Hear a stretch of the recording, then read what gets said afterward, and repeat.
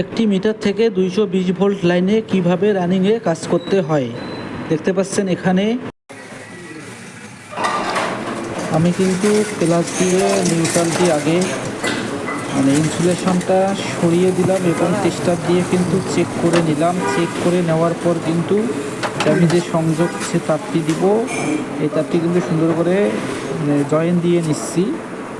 কাটতে হবে না, শুধু ইনসুলেশনটা ওখান থেকে সরিয়ে দিলে হবে।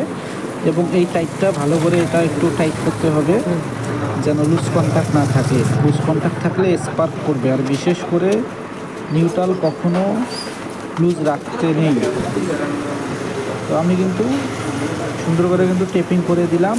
অবশ্য ওখান থেকে 2-3 ইঞ্চি উপরে অথবা নিচে কিন্তু আপনারা ফেজ সংযোগটা দেবেন। আমি অনুরূপভাবে কিন্তু ইনসুলেশন আউট করে, যেহেতু রানিং লাইনে কাজ করা হচ্ছে, টিসি তার মিটার থেকে বাইর হয়েছে। টিসি তারের নাম্বার হচ্ছে 4.5 RM দেওয়া। তো আমি এবার চেক করে নিলাম, কারেন্ট আছে, ভলভলা কারেন্ট জ্বলতেছে। তো এটাও কিন্তু সুন্দর করে টেপিং করতে হবে, আর খুব সতর্কতার সাথে কিন্তু টেপিং করতে হবে। তো আসলে ভেরি ইজি, কাজ ইজ ভেরি ইজি। তো বন্ধুরা, যারা আমার ভিডিওটি এতক্ষণ দেখলেন তাদেরকে অসংখ্য ধন্যবাদ জানাচ্ছি। চ্যানেলটি সাবস্ক্রাইব করে দিবেন, আর ফেসবুক থেকে দেখলে অবশ্যই প্রোফাইলটা ফলো করে পাশে থাকবেন।